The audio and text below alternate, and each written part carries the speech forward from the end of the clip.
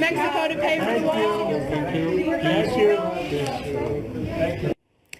That was President Trump today during his meeting with Mexican President Enrique Peña Nieto. And while the wall might not be being built quite yet, National Review editor Rich Lowery argues President Trump is in fact already winning the immigration debate. Rich joins us now alongside Pablo Manriquez, who is a Democratic strategist. Rich, I read your article yesterday that you said the president is already winning this debate. Is that partly because once you win and the parade of horribles doesn't happen that the left had said is going to happen, and then people start to realize, oh, actually, maybe border enforcement is not such a bad idea? Yeah, a couple things happened. One, he ran in the teeth of conventional wisdom on this issue in November and won.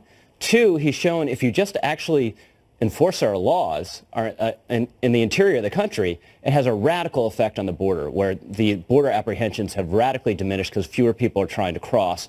And then finally, you have the data that's come out the last month or two looking into why he won working class voters, Importantly, he voted for Obama and then switched to him. And it's not economics, it's culture and it's immigration. So you have a number of center-right writers and intellectuals, center-left writers and intellectuals now saying Democrats have to moderate on this issue or they'll continue to alienate those sort of voters. All right. And so what do you think, Mr. Manriquez? I'm curious because you do seem like somebody who thinks that that's a decent argument, that he probably is winning that debate, and maybe the Democrats have got to come to the table and figure out a way to perhaps work with the president and try to get to a place where they can start winning elections again. Well, I think that Rich's piece really threads the needle well on what's going on the left. And I think that if we want to go a little bit more in depth into where the left has come from since Trump won the election, it goes something like this. During the election last year, there was a candidate named Jeb Bush, and Jeb Bush ran on a very sensible policy of legality as opposed to citizenship for the undocumented population here in the country. That was, of course, soundly rejected by Democrats, myself included, and that was a huge mistake on our point. And it showed just how. I mean, but frankly, Pablo, it was rejected by a lot of people. But this went back to the 2006 push under George W. Bush. That was the last time we actually had a sensible immigration policy proposed. And it was Democrats and Republicans that killed it.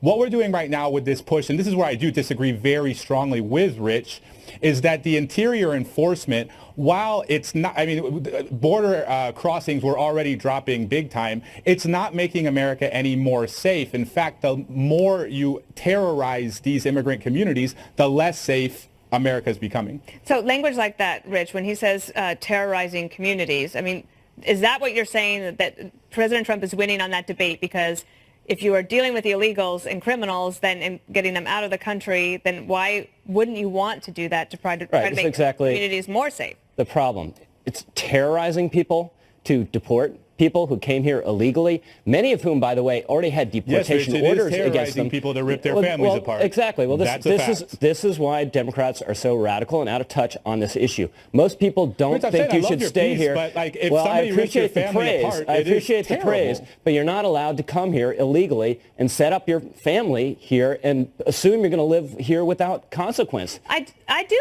do.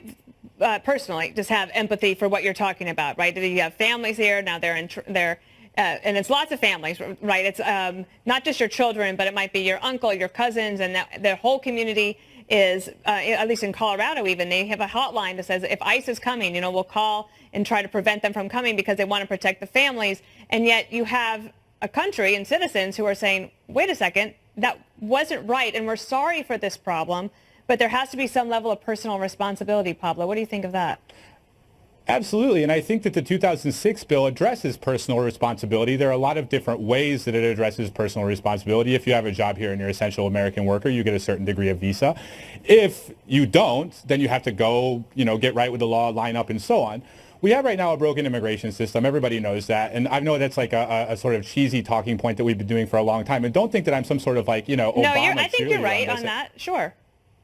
And I'm not some sort of Obama cheerleader or anything. Yeah. My president on the Democratic side was probably the worst president in American history when it comes to immigration because he made it cool and popular to mass deport people in a way that has never happened before. That's not true. Those numbers are based on it. Those numbers were based on a gimmick, one. Two, he had two sweeping executive amnesties. And then Hillary Clinton went further and said she would even go further down that road. Basically, if you get into the country, that her position was, illegally, you're going to stay no matter what. And the public rejected that position and will continue to reject that position. Well, and I love you, Pablo, but this is why Democrats will continue to lose. Well, this is clear. We have a broken immigration system, and we have some progress on one side. Maybe after we're done with all this, we can come together and solve it. All right. Thank you so much. Have a good weekend. Thanks, Pablo. Still ahead. For the second time in the last 24 hours, an arrest is made after another GOP lawmaker is